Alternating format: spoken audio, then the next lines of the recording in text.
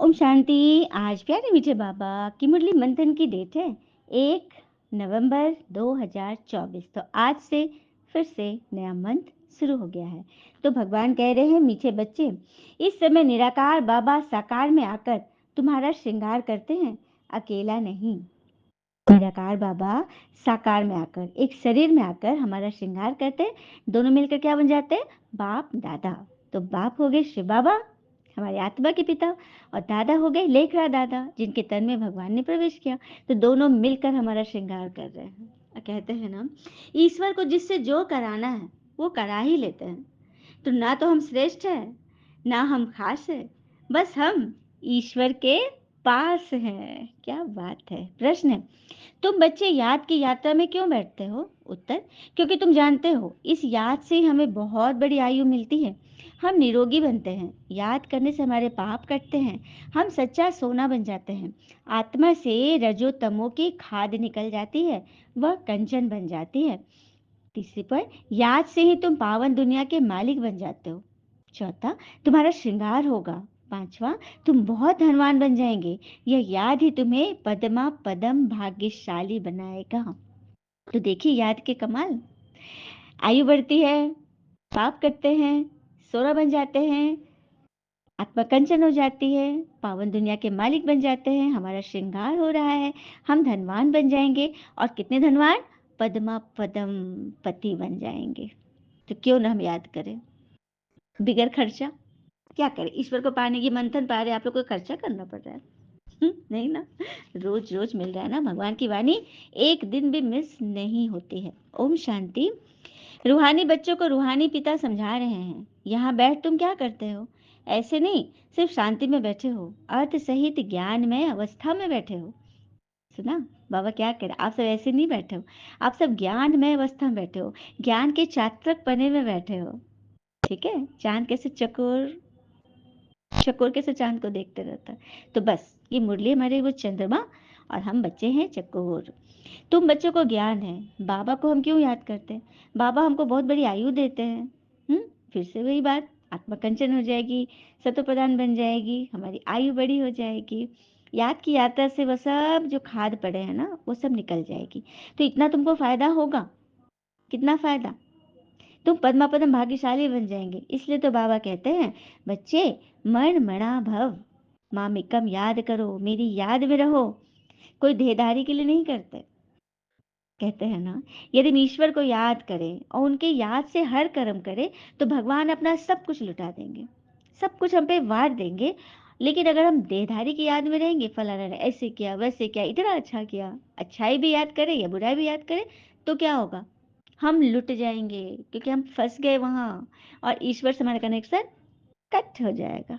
ठीक है, और वहां पे कौन किसकी एंट्री हो जाएगी? माया की, क्योंकि वो हमें फंसा लेगी, ईश्वर से दूर कर देगी। और कहते हैं ना, मन की सोच सुंदर है तो सारा संसार सुंदर नजर आएगा। जिंदगी में कभी भी अपने किसी हुनर पे घमंड मत करना, क्योंकि पत्थर जब पानी में गिरता है तो अपने ही वजन से डूब जाता है, क्योंकि उसके अंदर भारीपन आ गया। तो मन भारी कब होता है? जब हम ये सोचते हैं, हमने उसको इतना किया लेकिन उसने मुझे बिल्कुल रिटर्न नहीं किया। हम कितना करते हैं, हम उसके लिए खड़े हैं, लेकिन वो तो किसी और के लिए खड़ा है ना? ऐसा होता है ना।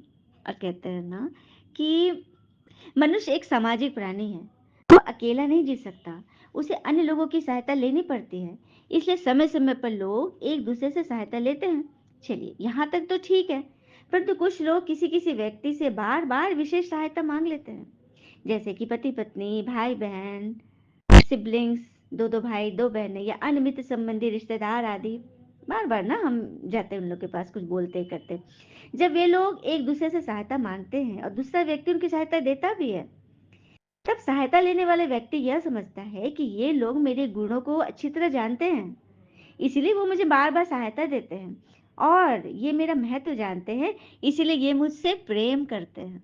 ऐसा मन में आ जाता है कि ये लोग मुझे समझते हैं कि मैं कितना गुणी हूँ, मैं कितना विशेष हूँ, मैं सब कुछ कर सकता हूँ, इसलिए ये मुझसे सहायता मांगते हैं। और सबसे बड़ी बात है कि ये मुझसे प्रेम करते हैं। ये सत्य है कि वो लोग आपसे सहायता लेते देते हैं, परंतु ये पूरा सत्य नहीं है कि वे आपसे प्रेम भी करते हैं। ध्यान से सुनिएगा, पूरा सत्य नहीं कि आपसे प्रेम भी करते हैं। थोड़ा कटु सत्य तो लग रहा होगा कि वे लोग अपनी अपनी आवश्यकता के अनुसार आपसे लाभ उठाते हैं। आजकल की भाषा में कहे तो वे आपको यूज करते हैं। अब यहाँ पे आप लोग को लग रहा हो कि दीदी नेगेटिव पॉइंट बोल रही है। नहीं, इसमें बहुत बड़ा पॉजिटिविटी छिपी है कि वास्तविक प्रेम तो वहाँ होता है जहाँ कोई व्यक्ति आपकी सेवा तो करे परंतु बदले में आपसे कोई भी इच्छा न रखे। आई बात समझ में? क्यों ऊपर का इतना शब्द चले?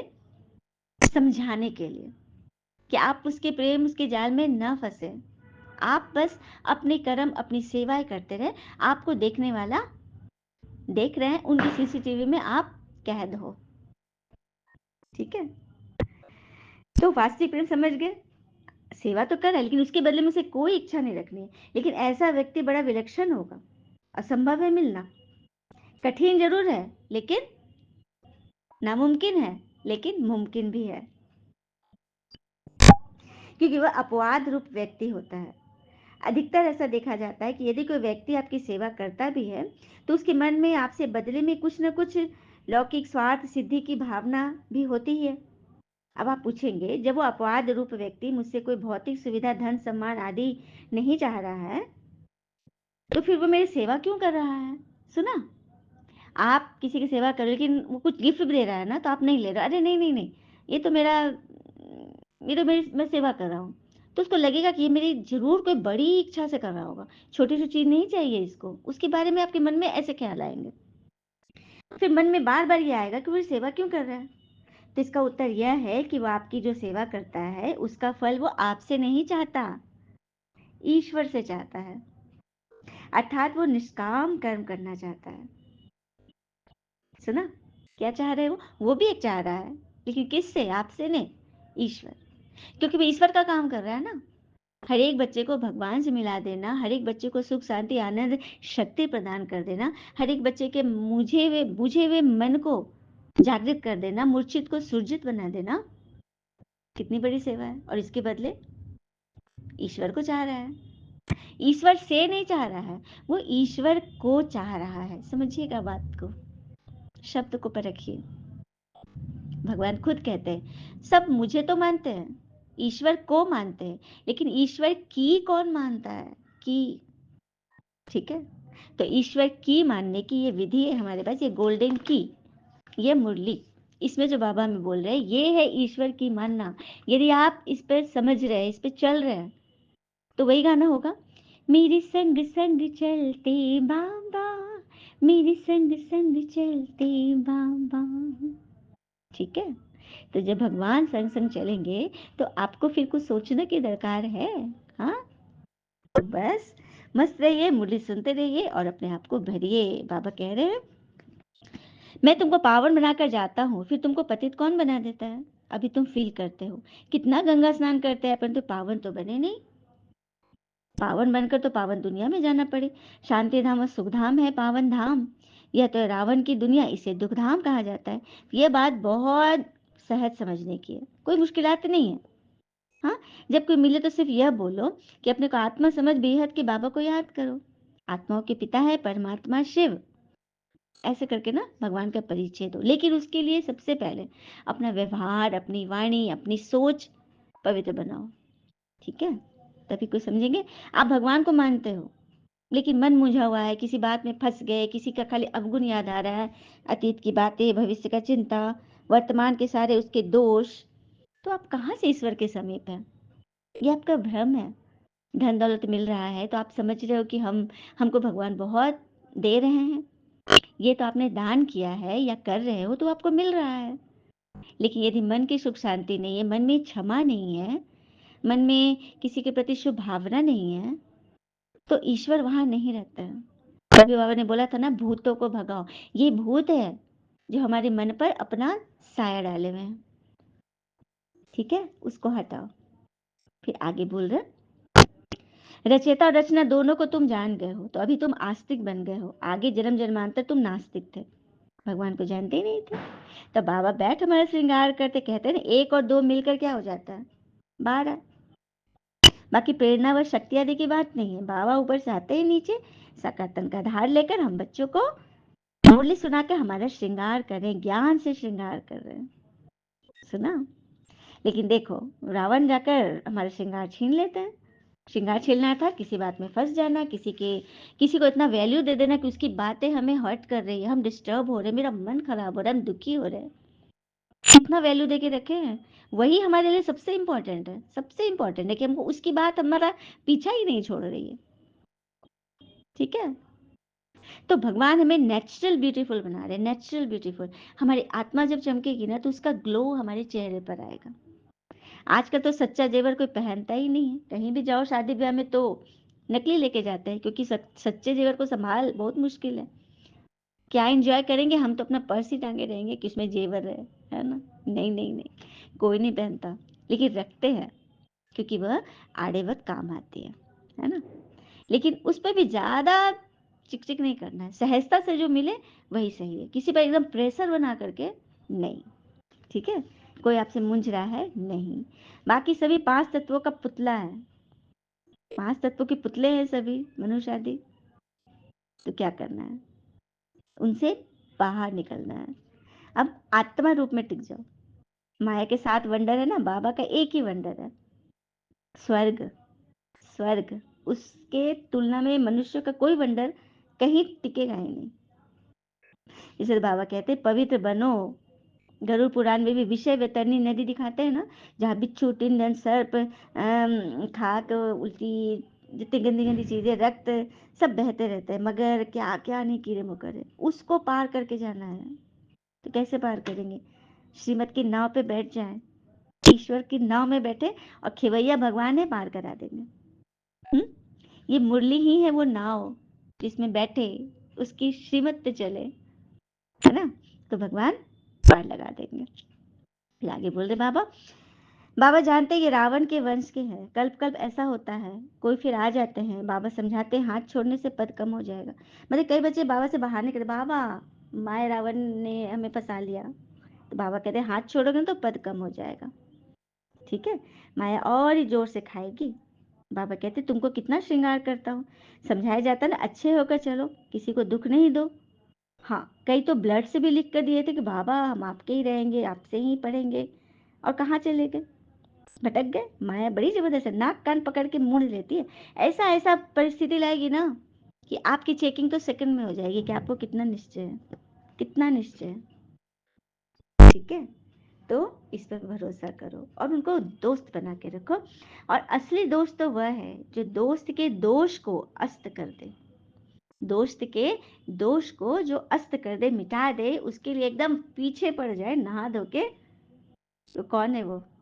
खुदा दोस्त, भगवान। एक दिन में मुरली बाबा ने बंद की, एक दिन में ज्ञान सुनाना सिखाना बंद किया? नहीं, क्योंकि उनको पता है ये मेरे छोटे छोटे दोस्त भटक जाएंगे। इसलिए भगवान हमें हाथ पकड़कर हमें चलाता है, और याद नहीं करेंगे तो माया के भूत तुमको हप कर लेंगे। ठीक है? इसीलिए याद करो, पावन बनाने वाला एक ही पिता है। पुराने समय को देखते हुए भी मत देखो, शिव बाबा के बच्चे हैं सभी। आप विश्व की बादशाही लेते हो, मनुष्य देवता बनते हो। ठीक है? आगे तुम विष उगलते थे, अब अमृत उगलते हो, मीठी मीठी वाणी सुनाते हो। अच्छा, मीठे मीठे बच्चों प्रति भगवान की नमस्ते, हम बच्चों के भी प्यारे बाबा को नमस्ते नमस्ते। धारणा के लिए मुख्य सार, पहली पॉइंट, स्वयं को संगम युगी निवासी समझकर चलना है, पुराने संबंधों को देखते हुए भी नहीं देखना है, व्यर्थ बातों को। पुराने संबंध हमारे अपने विचारों की संबंध की बात कर रहे हैं बाबा। ये जो क्या क्यों कैसे ऐसे वैसे हमारे नाते रिश्तेदार है ना, जो हमारे मन में एकदम जम करके बैठ गए हैं यम के दीपक की तरह, उससे बाहर निकलो। बुद्धि में रह, हम अकेले आए थे, अकेले जाना है। अपना अपना पुरुषार्थ सबका अपना अपना है। दूसरी पॉइंट, आत्मा और शरीर दोनों को कंचन बनाने के लिए ज्ञान के तीसरे नेत्र से देखने का अभ्यास करो। बातें आ रही, परिस्थिति आ गई बहुत बड़ी, लेकिन जब त्रिकालदर्शी त्रिनेत्री बन के देखेंगे ना तो समझ में आएगा कि ये बहुत बड़ा हमारे लिए गिफ्ट बनकर आया है। क्योंकि कोई भी परिस्थिति हमें गिराने नहीं आती। स्वरूप सामने से देखने से लगेगा तो गिरा रही हमको, सामने वाला आदमी कितना बोल रहा है, लेकिन आप झुक गए, आपने स्वीकार कर लिया, आप फिर ऐसे बिहेव करो जैसे कुछ हुआ ही नहीं हो, तो उसके कंधे झुक जाएंगे। ये होता है सच्चा ज्ञान, क्योंकि आपने उसको नहीं झुकाया, आपने भगवान को झुका लिया। समझा? तो बस ऐसे चलते रहना, ज्ञान योग से अपना श्रृंगार करना और कराना है, वरदान है। मन मना भव हो, अलौकिक विधि से मनोरंजन मनाने वाले पिता समान भव। मन मना भव हो, अलौकिक विधि से मनोरंजन मनाने वाले पिता समान बनते। कैसे? तो संगम युग पर यादगार मनाना अर्थात पिता समान बनना, यह संगम युग की सुहेज है, मतलब इसका दहेज है संगम युग का। खूब मनाओ, लेकिन बाबा से मिलन मनाते हुए मनाओ, सिर्फ मनोरंजन के रूप में नहीं, लेकिन मन मना भव होकर मनोरंजन मनाओ। अलौकिक विधि से अलौकिकता का मनोरंजन अविनाशी हो जाता है। अलौकिक विधि से जब अलौकिकता का मनोरंजन करते हो तो वह क्या हो जाता है? अविनाशी हो जाता है, वो कभी खत्म नहीं होता। संगम युगी दीपमाला की विधि, पुराना खाता खत्म करना। दीपावली पर बड़े बड़े बिजनेसमैन ने खाता शुरू कर, पुराना खाता खत्म। तो हमारा भी अब तक का पुराना खाता खत्म। किसी के साथ कोई पकड़ के रखा है, कोई बात खत्म करे, किसी के कोई अवगुण दिखते रहते हैं, खत्म करे, किसी से बात बंद किए हैं, खत्म करे। सब पुराना खाता, पुराने संस्कार खत्म, स्वाहा। हर संकल्प हर घड़ी नया अर्थात अलौकिक हो। जब अलौकिकपन आ जाएगा ना हमारे अंदर, ऐसे ऐसे बातों को हम क्षमा कर लेंगे और उसके साथ बहुत अच्छे बर्ताव करेंगे, खुशी देंगे, सुख देंगे, तो परमात्मा भी हमें सुख देगा और परमात्मा हमें मन का सुख देगा। और हमारा मन किस में बचा है? हमारे बच्चों में। ठीक है, हमारा मन तभी सदा सुखी रहता है जब हमारे बच्चे एकदम सफल है, स्वस्थ है, मस्त है और सत्संग कर रहे हैं, मतलब कि सच्चे संग में है, कोई बुरा संग न हो। ठीक है, तो बस एक हाथ दे, दूसरे हाथ ले ले। पुराने संकल्प संस्कार स्वभाव चाल चलन या रावण का कर्जा है, तो इसे एक दृढ़ संकल्प से समाप्त कर दो। रावण का कर्जा है, रावण से हमने उधार लिया था द्वापर से, अब वो मांग रहा मेरा लौटाओ, तो जल्दी जल्दी दे दो उसका। अगर रख लिया तो रावण तो फिर ब्याज पे ब्याज चढ़ाते रहेगा। कभी आप उस ब्याज से निकल ही नहीं पाओगे। तो अगर रावण के कर्जे से निकलना है तो उसका जल्दी से जल्दी लौटा दो। भगवान में विधि भी बता रहे हैं, दृढ़ संकल्प से समाप्त कर दो। स्लोगन, बातों को देखने के बजाय स्वयं को और पिता को देखो। हम बातों को बहुत देखते, फलना ने ऐसे बोला, ऐसे देखा, ऐसे टोका और पकड़ के बैठ गए। तो किसको देखना है? स्वयं को देखो कि मैं कितनी कमजोर हूँ। थोड़ी सी बात में मैं हिल गई, किसी ने कुछ गॉसिप किया और मैं समझ गई, मैं कितनी महामूर्ख हूँ। अपने आप को देखो, खुद को देखो, भी पिता को देखो। बाबा आपने मुझे आईना दिखा दिया। मैं, देखो आईना जब चित्र के साथ चरित्र भी दिखाए ना, तब कोई आईना नहीं देखेगा, क्योंकि अपना चरित्र ही सामने दिखता है कि हम कैसे हैं। हमें दुनिया के लिए लगता है ये वैसे, ये ऐसे, ये कैसे हैं। हम कैसे हैं? जो उसकी छोटी सी बात, उसकी चलो गलत ही बात है, उसको पकड़ कर बैठ गए, उसको इतना वैल्यू दे दिया, तो हम कैसे हैं? सारा सारा क्वेश्चंस अपनी तरफ, तो भगवान आपके तरफ हो जाएंगे। अच्छा, ओम शांति। शुक्रिया मीठे बाबा। बाबा के प्यारे प्यारे बच्चे, आप सबका जीवन सदैव सुख शांति समृद्धि से संपन्न हो और संपन्न करे। ओम शांति।